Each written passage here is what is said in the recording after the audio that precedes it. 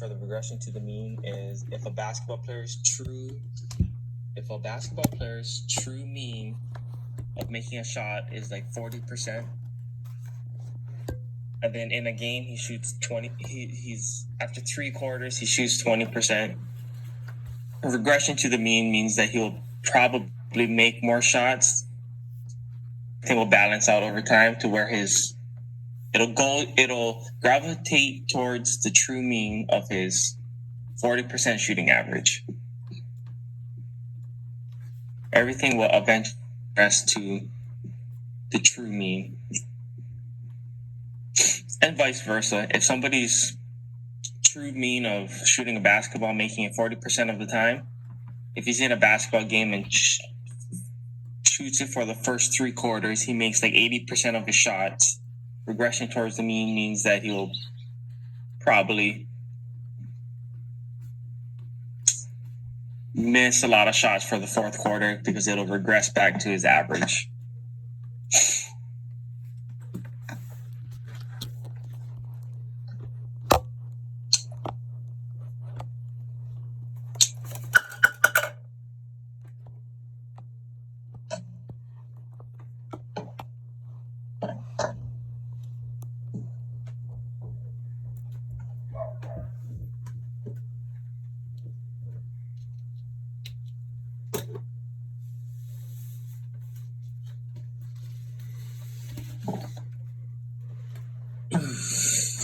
Yeah.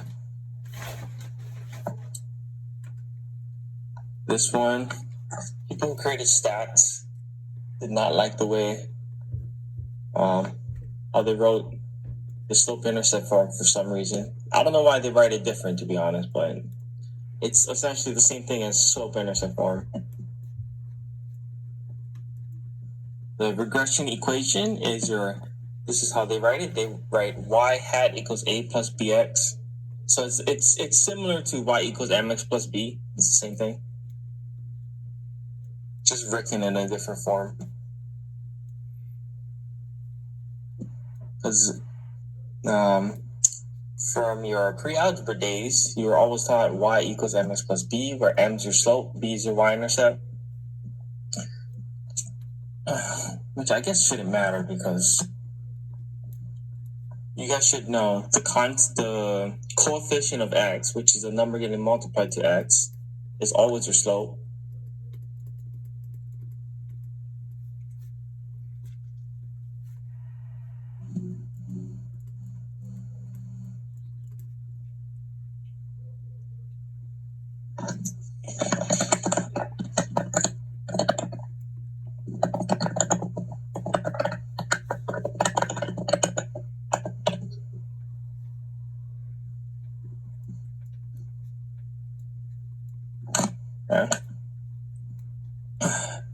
Okay, this is not a typo. You got to make sure you have this y hat here, because y hat is your regression line.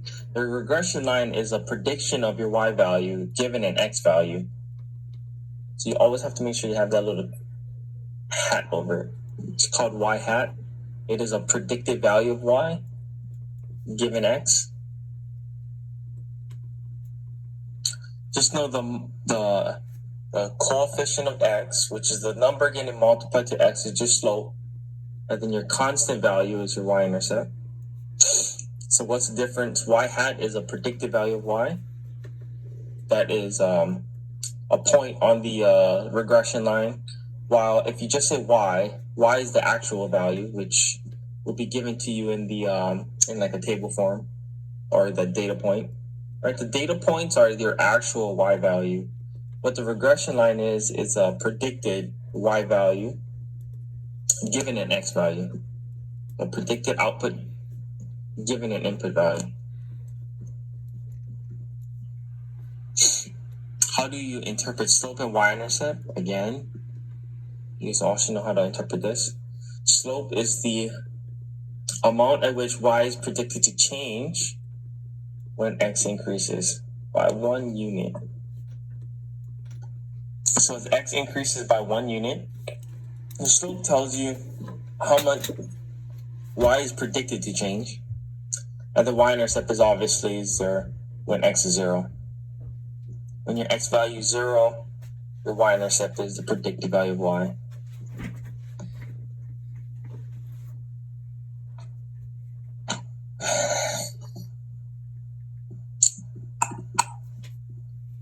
Can I move on?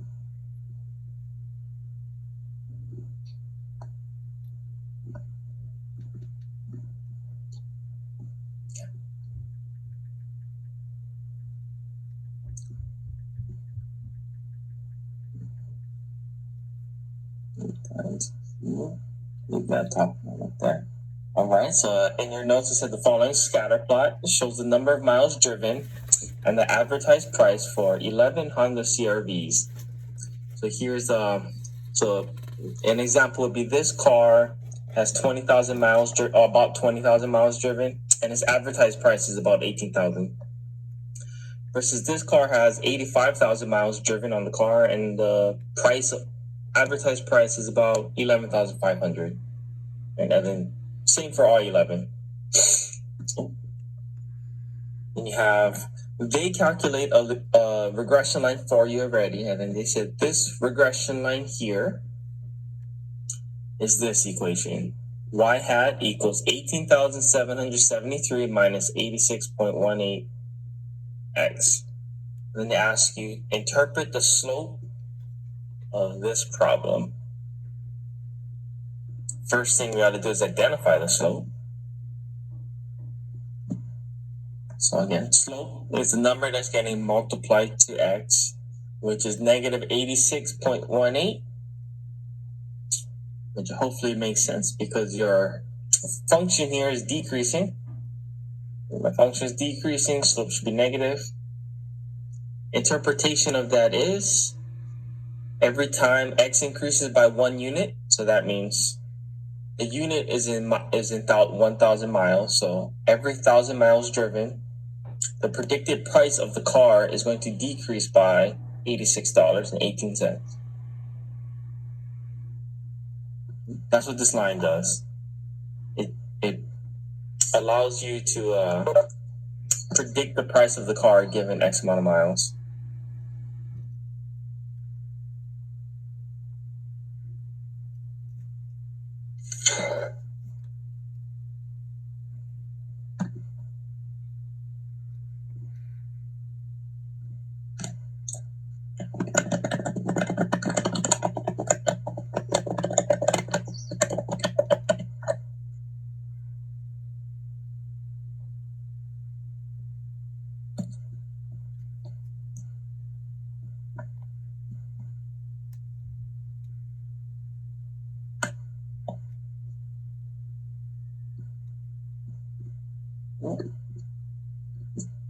And then the y-intercept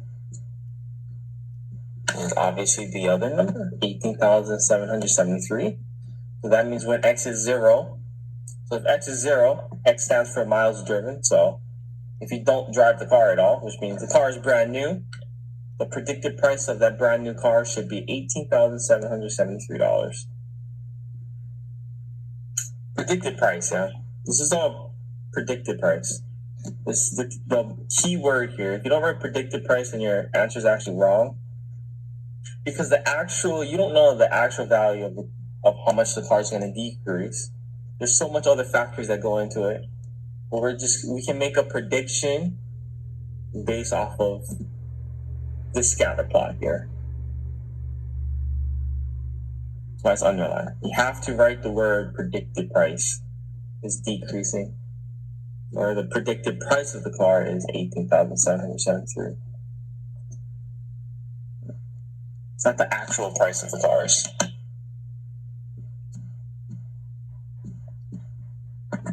It's how much is predicted to change.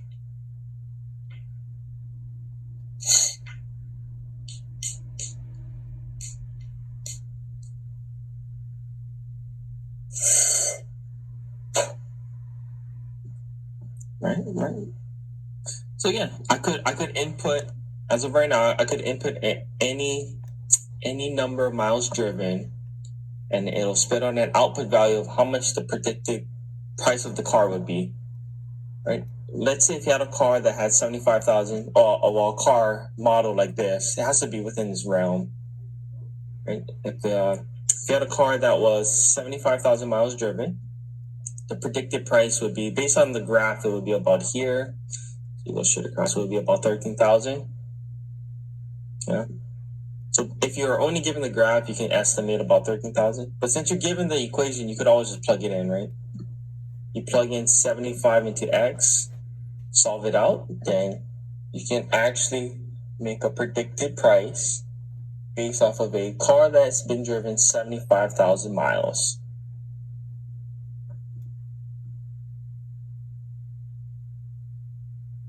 How are you doing?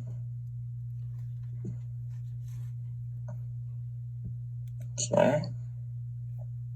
Next part, extrapolation. This is a very terrible thing. Very, very terrible. Extrapolating. You cannot predict your Y value outside the ranges of your X values. It becomes not accurate at all. So whatever your interval is, whatever your domain is, your domain is your possible X values, right? In your scatter plot. You cannot predict outside those ranges. It's called an extrapolation, and then you'll see why. So you only can predict X values within your domain of your data. If you start predicting things outside of that, it's called extrapolation, which it's not really valid. And you'll see why.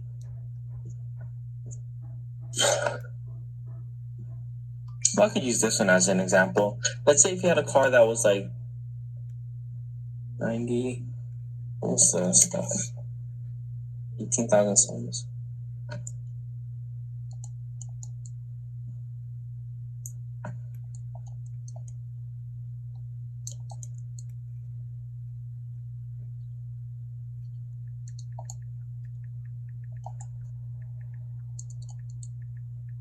Oh, it would take 217,000 miles. But anyway, you see how this function is decreasing, and then it stops here at 90, but it could be, if you extended the graph, it would be decreasing forever, right? That's basically what a function is, right? It decreases. It can, over here, it will decrease forever this way, and it'll increase forever. As your X decreases, your Y values will increase forever. But if this decreases forever, then you will eventually hit number 0, and then you'll eventually hit negative numbers for the price of your car. But the price of your car can never be a negative value. That wouldn't make any sense. You can't own a car that has a negative value on it. So that's why you cannot predict that ranges outside of your X values. Because you will get answers that makes absolutely no sense. As you will see in this next problem where it deals with rats.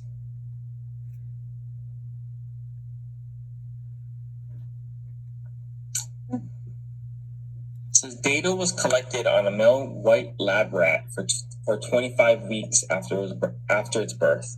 The scatter plot of the weight in grams and time since birth in wheat shows a fairly strong positive linear relationship. The linear regression equation is the predicted weight is actually should say predicted weight equals 100 plus 40 times time.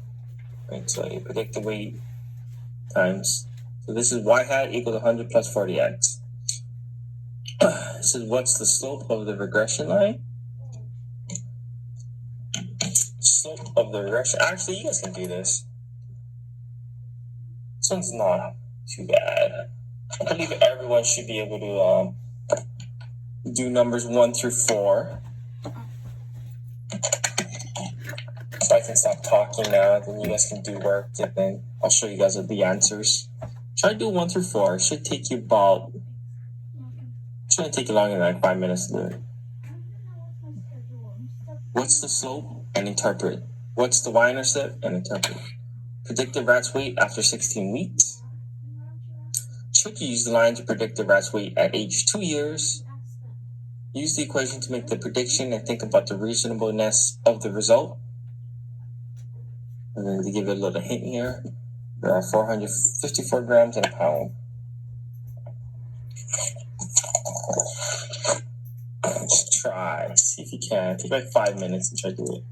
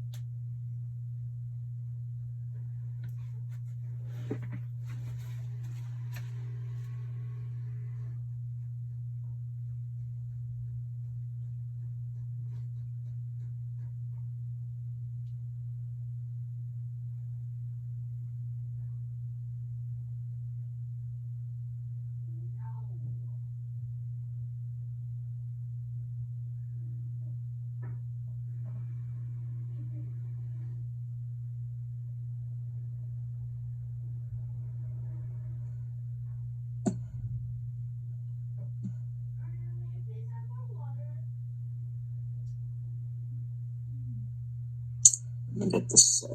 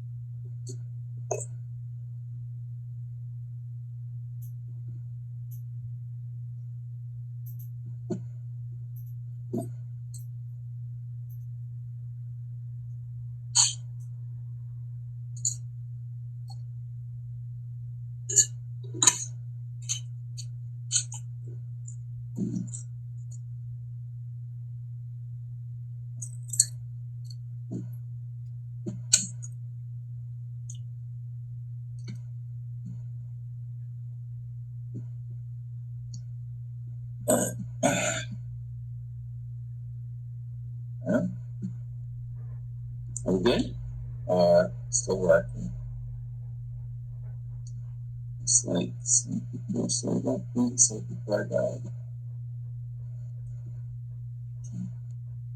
well, you should be done with at least first few. The y slope 40. For every week that goes by, the predicted weight increases by 40 grams. The slope is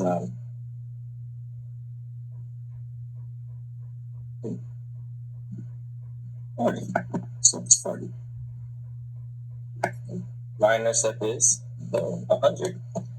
Y-intercept means when x is 0, which means if the rat is 0 weeks old, that means at birth, when rat popped out, it was 100 grams. Predict the rat's weight after 16 weeks. So after 16 weeks, input 16 in for x, you should get 740 grams. So after 16 weeks, the rat is 740 grams. The predicted weight of the rat will be 740 grams. Should you use line to predict the rat's weight at age 2 years? So if it was 2 years old, that means 104 weeks went by. Will be equal to 4,260 grams, which would be equivalent to about 9.2 pounds.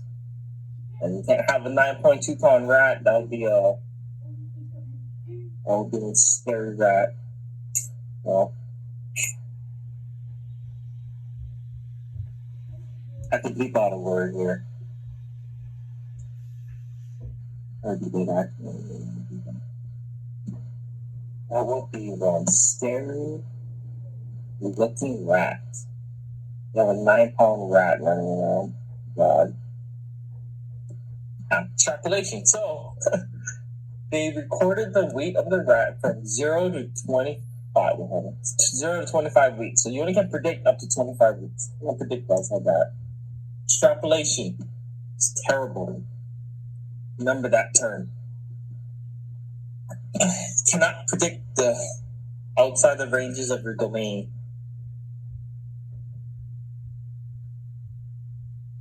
I'll find my stuff.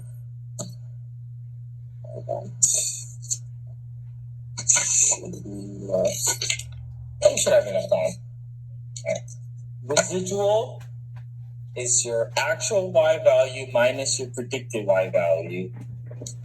This one, you're gonna see this problem, this residual a lot. You gotta remember this. The residual is the actual y value minus what you predicted the y value to be. So that is the distance between the data point to the line. Your regression line is are all of your predicted y values, while the data points are the actual y values. So it's the differences between the actual versus the predicted.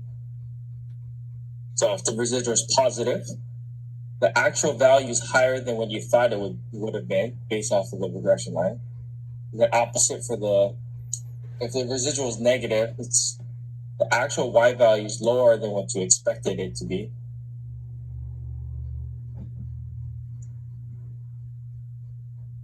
Now, this is how they calculate the best fit line.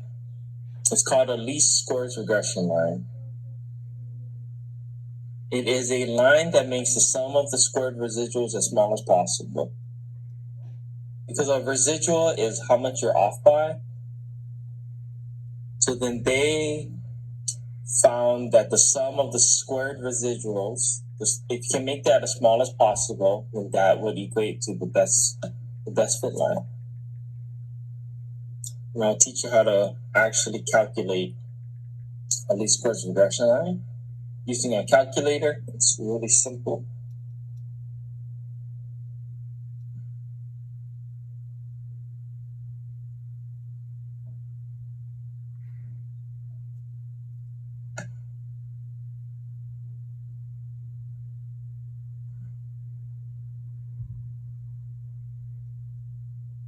And make sure you guys have your graphing calculators today too. Because you're gonna need that for the knowledge part.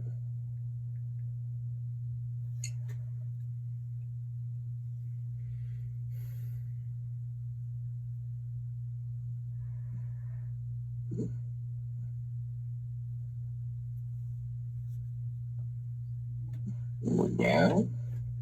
So again, residual is the actual y minus predicted y.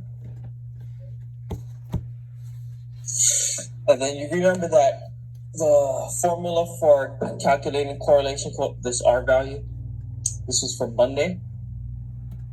Right, there's that complicated R value. So if you follow these steps, it's going to spit out the R value and the least squares regression line.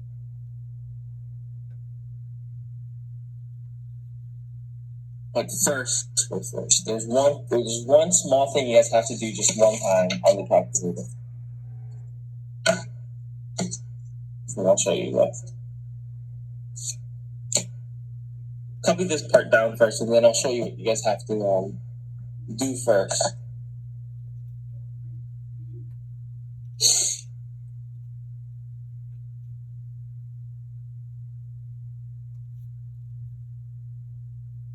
Stat edit.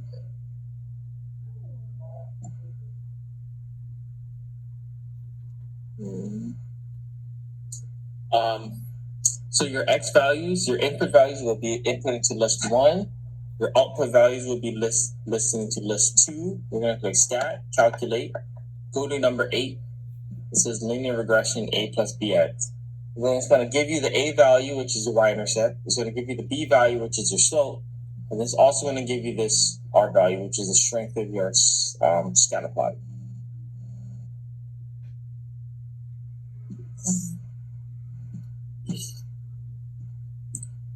Give me 1 second. Don't jump ahead just yet.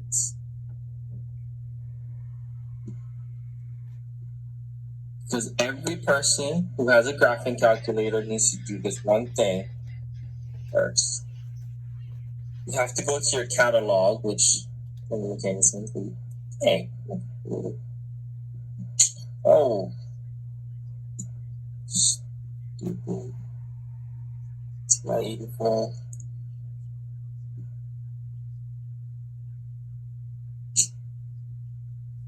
Anyway, just listen. This part, just listen, okay?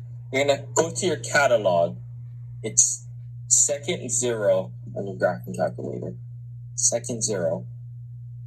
Then a catalog is gonna pop up. Then you're gonna scroll down to diagnostic on.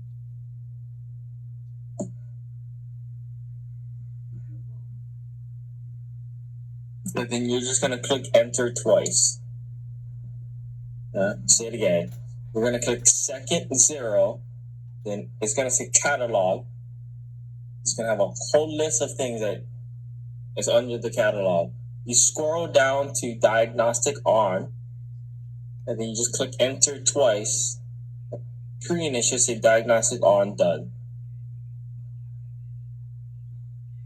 Don't even ask me why you have to do that, but it's stupid. Because if you don't do that, it doesn't spit out the R value for you. It only gives you the slope and y-intercept for some reason. Hold on. I gotta stop sharing the screen. My computer's lagging hard right now.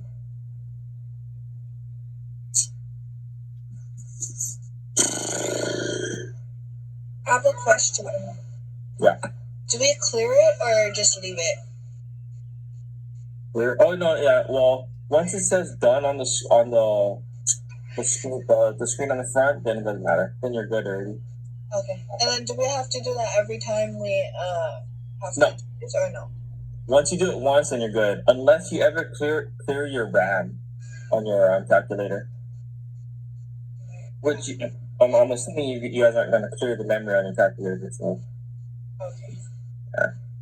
So if you ever clear the memory on your calculator, then you're screwed. Then you're going to have to just do that again. Oh, bro, this is right. I have faith you guys can do it without me sharing my calculator screen. as well. I can't show my calculator. But it's just really the next problem where you're gonna just follow this right here. Follow this. Okay. The next problem is the sprint time and then the long jump distance. That it's the same data that we used on Monday. That we created a scatter plot. So this next step is to actually do the least squares regression one. And hopefully within the next 5 minutes, people will actually screw up to that.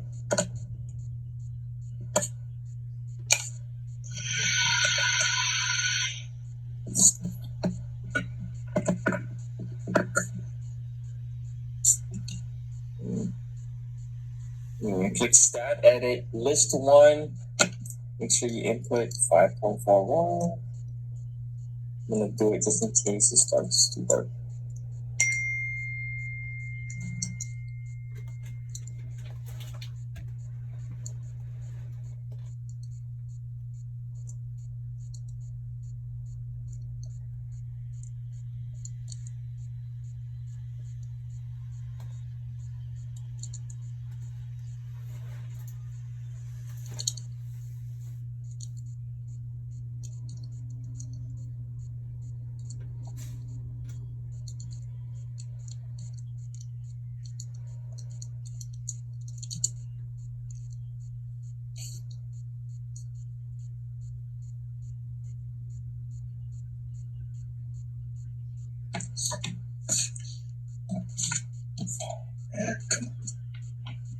This work.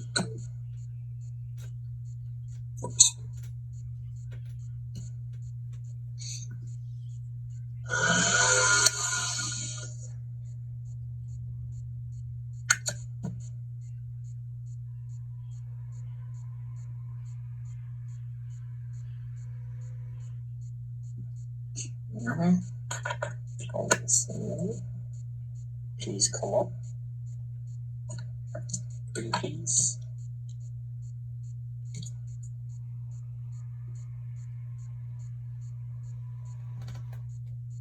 Isn't that really the calculator's problem?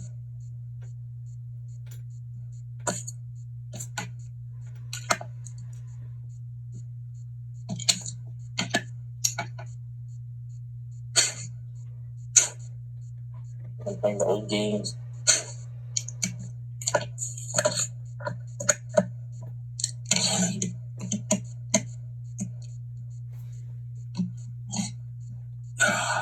It worked. Bro, I'm good. There you go. We got my list. List one, list two in that sucker. Well, anyway, I'll show you guys the finished product because everyone should get to this screen. If you follow all the steps correctly, hopefully I did it correctly. I should be 4.56 and make things 6 up. Ooh. Yeah.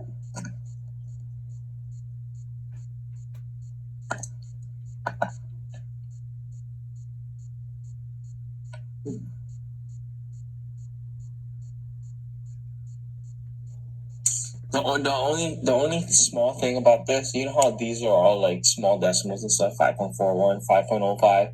If you make one small mistake on the calculator, one small mistake, your numbers are going to be a little off. So just double check and make sure all the numbers are correct. Then it spits out the y-intercept is 304.56. Your slope is negative 27.63. R squared about that actually next quarter. We can't get to a quarter. But the R value, the correlation value, is negative 0.747, which means that it has a fairly strong negative correlation. Which makes sense, right? Because as X increases, which is your sprint time, that means you're running slower. As X increases, your Y value is going to decrease, right? Your slope is negative, your correlation should be negative.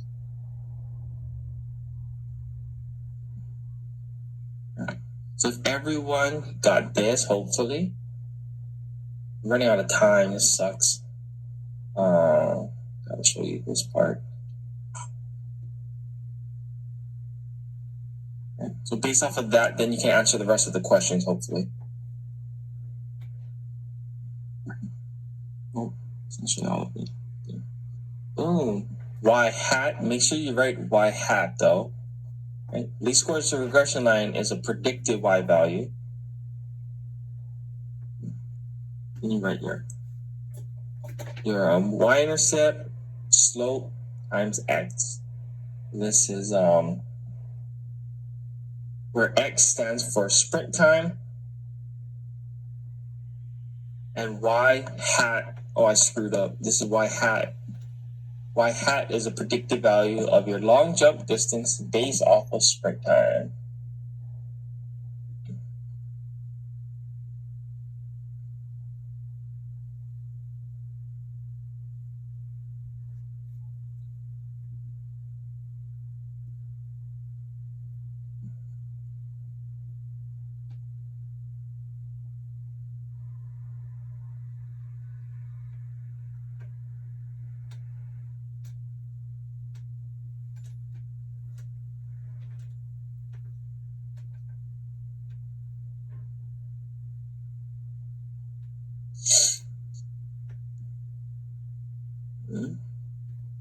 I'll just show it to you. Screw it.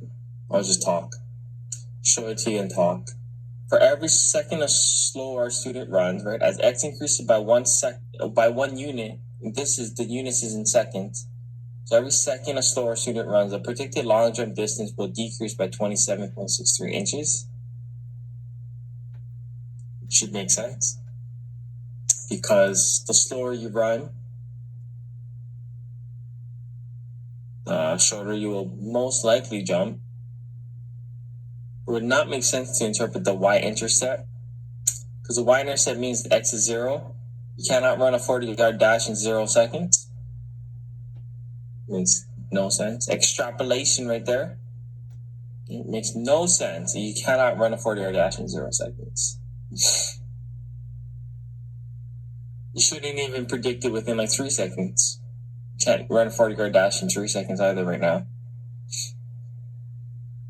Nobody in the world can run in 3 seconds, so can't predict that. Only make predictions within your domain, your X value domain.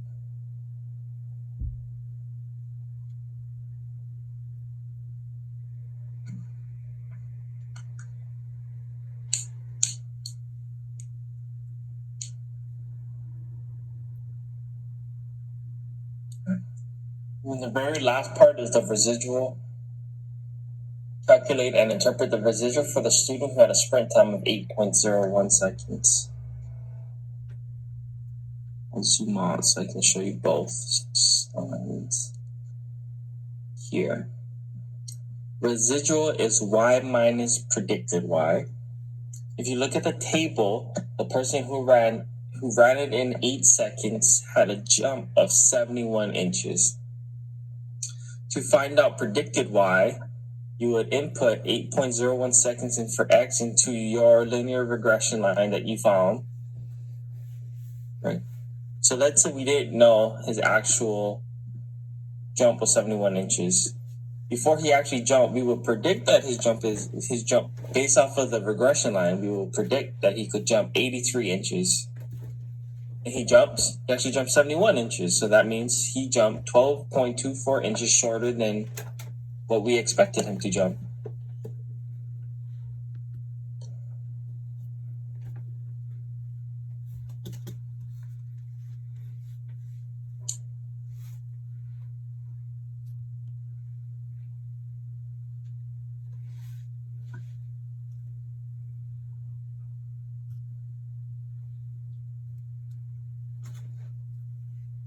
That was it. What's the lesson? Does have any questions?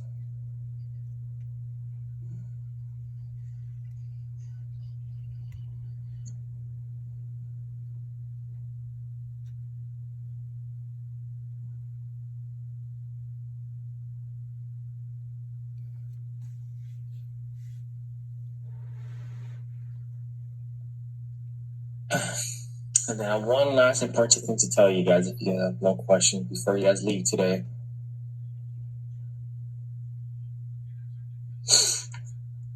one last thing I did. Yeah. Good job. First quarter stats. Wow. We're going to finish the rest of chapter 3 next quarter. Since we only have 1 day left, and the 1 day is always going to be a review for final day. Just how I always run class. Last day of the semester is always a review for final for you guys.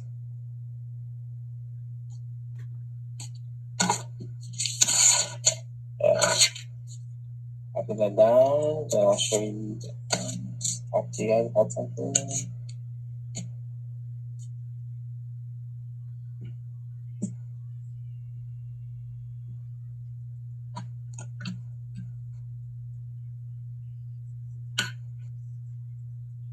Yeah. So, looks like everyone's pretty good, right? Yeah. So the chapter 2 test, I had 2 students. I'm not going to name names, but there are 2 students who did not take the chapter 2 test yet. So I'm going to email you guys on what exactly needs to be done. So I'm going to, just for those 2 students, they will get marked off for doing it late. I'm going to give them till Friday to do it. So I don't want to show you guys the answers yet. But I know we don't, okay, so our next class is Monday, but since test corrections are due on Tuesday, I want to go over the answers with you guys before the weekend. So I'm going to give them actually till Friday until online support time to do it. So I'll post it in the classroom on Friday during online support hours, Friday at 1:10. If you guys want to hop on, I'll go over the whole chapter 2 test. Friday at 1:10. Yeah, I'll remind you guys too on Friday. Friday at 1:10, I'll go over the whole chapter 2 test. I'll give them to Friday to 1:10 to do it. If those 2 students don't do it, I'm just gonna throw it in as a 0. Then at least you have the weekend to do test corrections. And then the test corrections are gonna be due on Tuesday. Yeah. I can't show the answers yet because I just have 2 students, man. Yeah, and I don't want to hurt everyone else. So I'll give you guys to Friday to finish that thing. Okay? And then Monday is going to be, like I said, I'm going to create some kind of review sheet for you guys. And then if you guys saw, they finally shared us the bell schedule. So your guys' test is next week, Wednesday, at 9:45. I just realized they only made it an hour. I can't make the test crazy long. Damn. Anyway, that's my problem though. I gotta figure out the timing of that. Yeah. Oh, that's it. Learning 8. That's for first school new material. Look at that. Survived 1/4 of me. If you guys have any questions, there's 3 minutes left. If you guys don't have any questions, I hope you guys have a great day. Again, if you guys want to hop on Friday at 1:10, I'll go over the chapter 2 test. Thank you, Mr. Takashi. Yep. Have a great one, you guys. Thank you guys too.